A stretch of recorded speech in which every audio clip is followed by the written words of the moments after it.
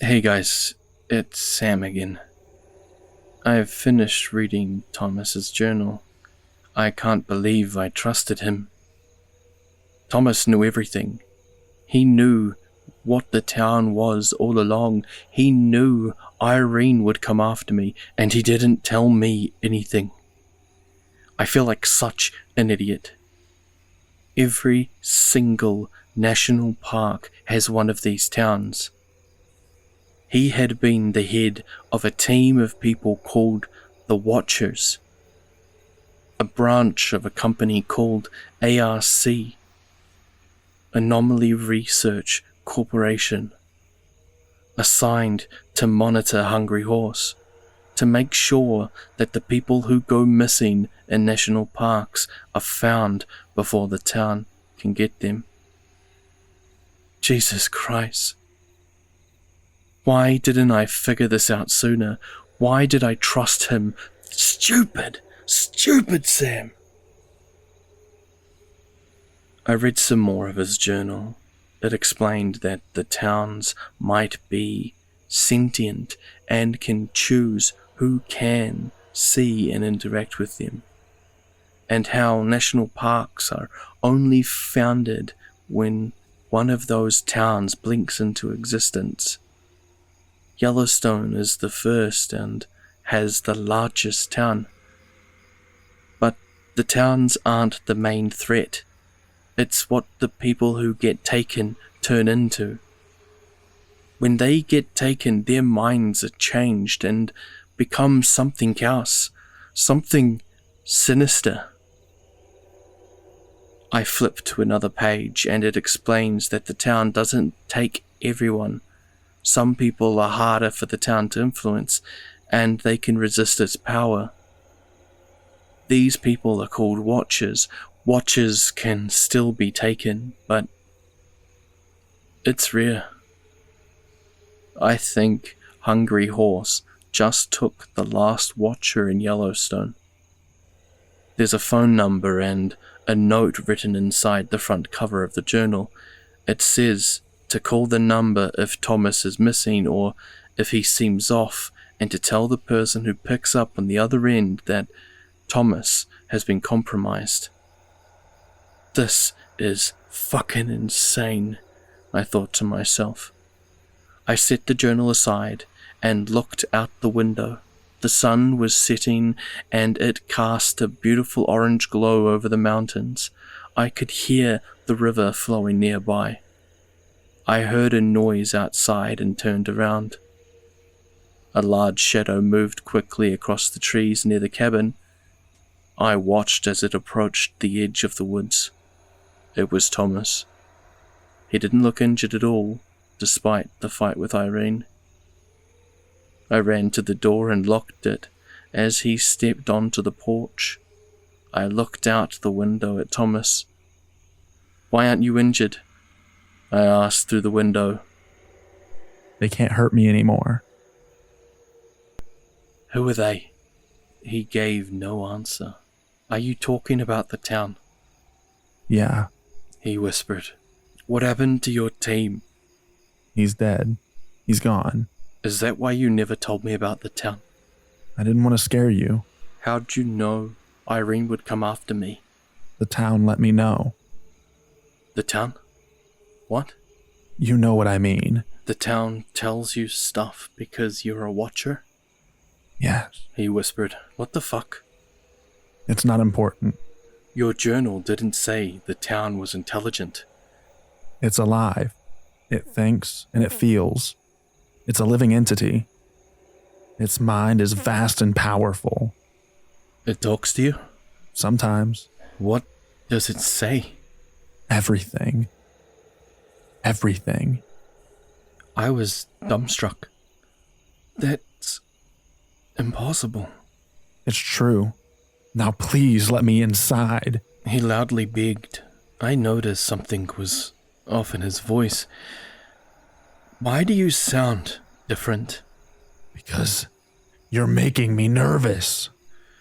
"You're freaking me out." "Please, let me in." I looked at him for a few minutes without saying anything. There was something about his face that made me curious. Something that seemed odd. Finally, I shook my head. I'm so sorry, Thomas. He threw his body at the door. Let me in! I can't do that, Thomas, I said calmly. I unlocked the gun locker and grabbed the only shotgun we had. I pointed at him and waited. Thomas stopped moving and leaned against the door. His breath became shallow and quick. Sammy, you're my best friend. I'm sorry, Thomas, but I can't open the door. I snarled. Stop lying! Open the fucking door! He started throwing himself against it again. Panicking, I pushed the table and couch in front of it. Samuel! Open this door! I just ignored him and went upstairs and lay on the bed. He kept banging on the door for an hour. Eventually, he stopped banging on the door, but I could still hear him yelling. I think I might just call that number he wrote down in his journal. Maybe ARC will send someone to deal with Thomas. I dialed the number. It rang 3 times before a man picked up and said, Hello, Thomas. I sat there silently. Hello? He asked again. It got Thomas. Are you safe? No, I'm not fucking safe. Thomas has become one of the things from Hungry Horse, and now he's here, and he's trying to break into the cabin. Hold on. We'll send someone right away. Is anyone else with you? Just me, I answered. Okay, stay put and don't let him get inside the cabin. Then he hung up. I laid back down on the bed and tried to ignore the sounds coming from downstairs. I could hear Thomas pounding against the door. I was terrified that Ark wouldn't show up soon enough. Then, suddenly I heard a car pull up outside. I jumped off the bed and rushed downstairs and looked out of the window. There were men with rifles standing outside. I saw one of them run to the cabin. The banging at the door stopped. Thomas had noticed them. I heard Thomas roar and the sound of gunshots. I watched as the men loaded Thomas, who was still alive somehow, into the back of a van. The 2 men got into the van and drove off as another car pulled up to the cabin. A man in a white lab coat stepped out and walked towards the door, knocking on it. Open the door, Sam. Don't make this harder than it has to be. Who the fuck are you? My name is Dr. Jaden Oxblood. Well, what the hell do you want? I need to talk to you about Thomas. I don't have time for your bullshit. Just leave me alone. I heard him sigh, and that's when I felt an arm grab my shoulder and something prick my neck. I started to curse, and the world faded to black. I woke up on the couch about 30 minutes later. Looking around, I saw that Dr. Oxblood was sitting in the chair across from me. Now that everything has calmed down, you're going to tell me everything you know. Oxblood drove me to the headquarters of ARC. Once there, Dr. Oxblood led me into his office and told me to sit down. He locked the door and sat across from me. The room was filled with bookshelves and pictures of presidents and generals from many wars. On the wall were weapons that I didn't recognize. So tell me about the town. What makes you think I know anything about the town? I have reason to believe you're aware of its existence. Fine. What do you want to know? Tell me everything you know about the town. Everything. All of it. I told him about the day Thomas told me about the town, our trip to Hungry Horse, and how Thomas had stayed behind to fight Irene. He listened intently as I spoke. He was taking notes while I talked and occasionally asked me questions. When I finished telling him everything he wanted to know, he stood up and walked over to the cabinet and opened it. He reached inside and pulled out a small silver box and placed it on his desk. What is that? It's a key. One day, you'll need it. Why would I ever need a key? You'll find out. If you really want to find out what happened to your friend, and figure out what that town is, you'll use the key to unlock the secrets of the town. Why should I trust you? I can't tell you that. You'll have to learn to trust me. In time. He handed me the key. It was heavier than I expected it to be. I looked at it for a long moment before putting it in my pocket. What do you plan on doing with me? You're a very valuable asset to us. We want you to become the newest Watcher of Yellowstone. I stared at him for a second, remembering what I read in Thomas's journal. What the hell is a Watcher exactly?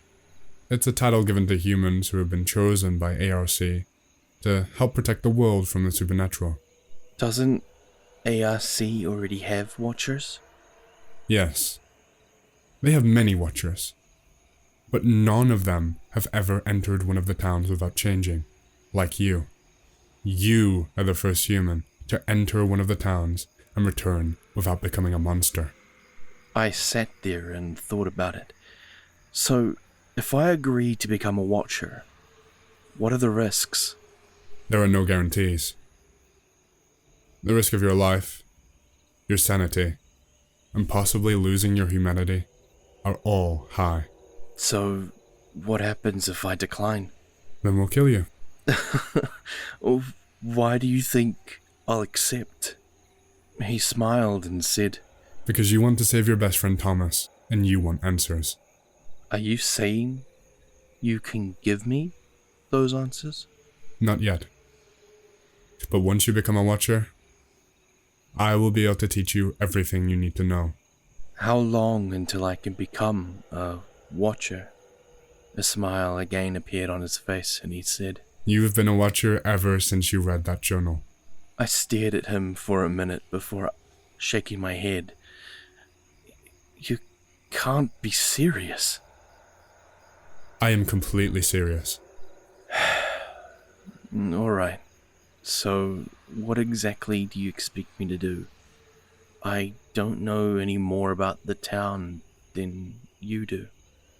I know that much. So, why did you ask me here then? To offer you a job. A job? Yes, a job as a Watcher. I want you to become one of us. What kind of job? In order to become an official Watcher, you must become a member of ARC. And what does that entail? You'll have to sign an agreement stating that you'll work for us. You'll also be required to undergo training and take a test to prove yourself.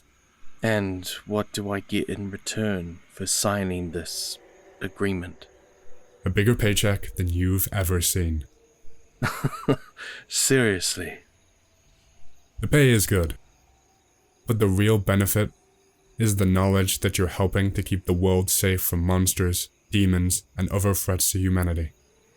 Not everyone gets that chance. Sounds good to me. Good. Congratulations.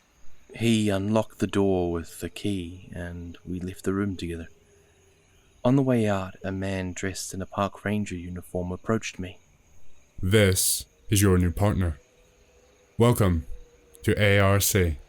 Do you mind if I ask you your name? My name is John. I shook his hand. Nice to meet you, John. Likewise. Alright, well, I guess this is goodbye for now, Oxblood.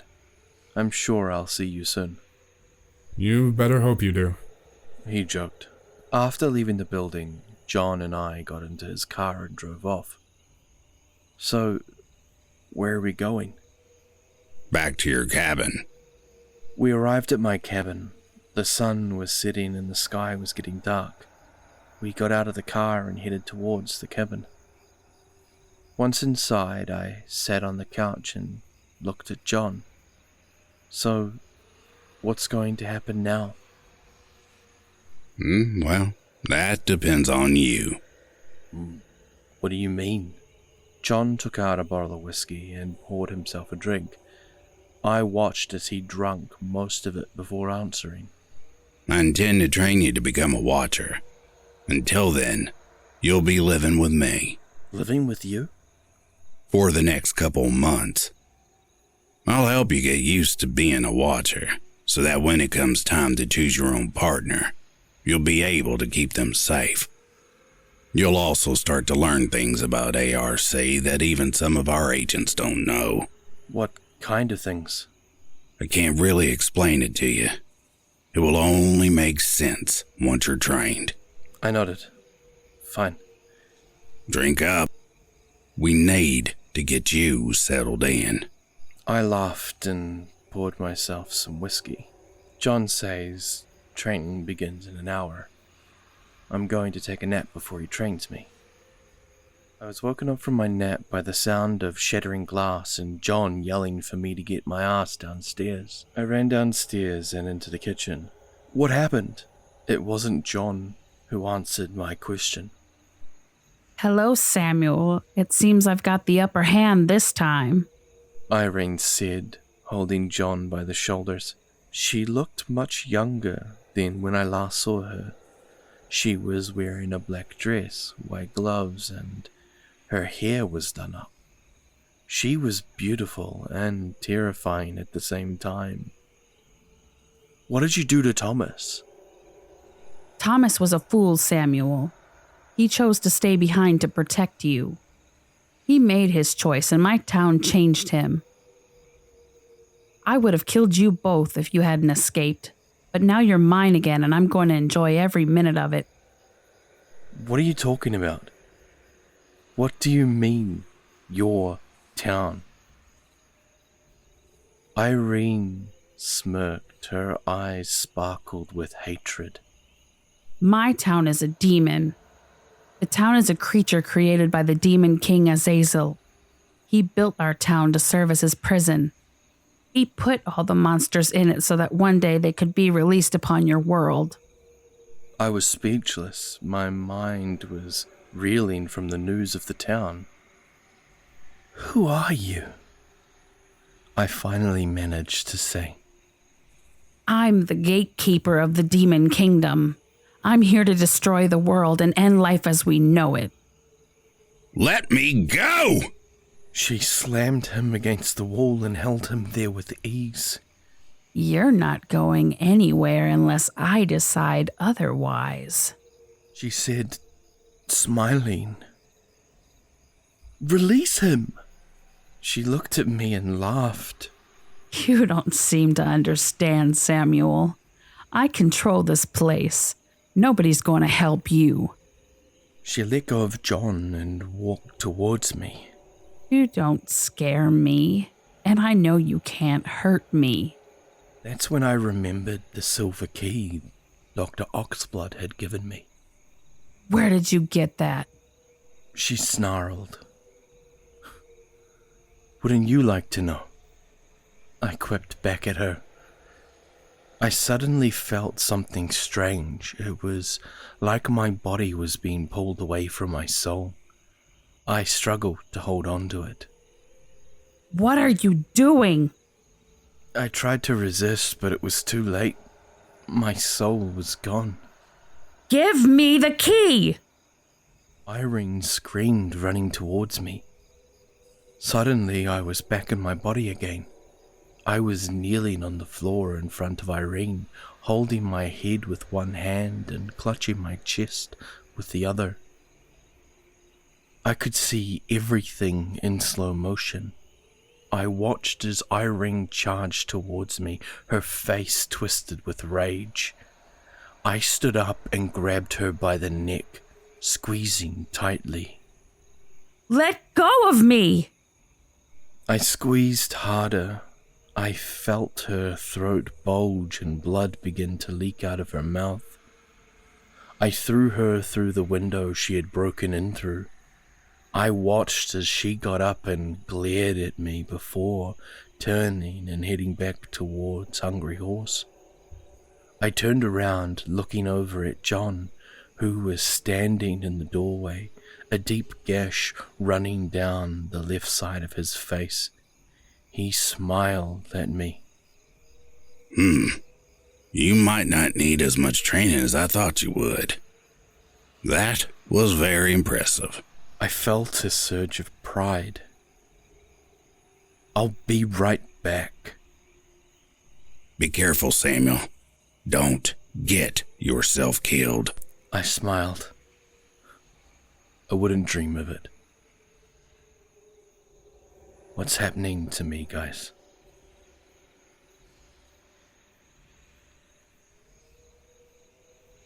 Kia ora akahoa. And here we go with another completed part to this amazing tale.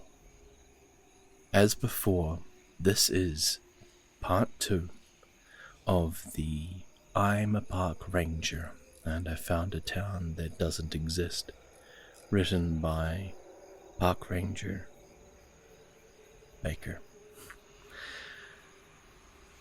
Today was another very special one because I was joined by the amazingly talented members of my friend group. I had Phoenix Fire playing the old man John.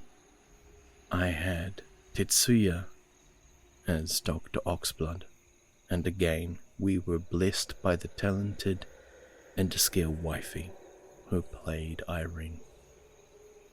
Please stay tuned for next week Monday when I release the final part to this tale. If you would like to hear more of these, please remember to like and subscribe. Recently I set up a Buy Me a Coffee, so if you want to help out the channel, feel free to do so, but there's no obligation. It's just an option I've been told that I should look at investing into. Well, this has been incredibly fun. I have absolutely loved every second of being able to record this. So, without further ado, please look after yourself wherever you are. Be safe and have an amazing day or night. And as usual, this is Grim, and I'm signing off.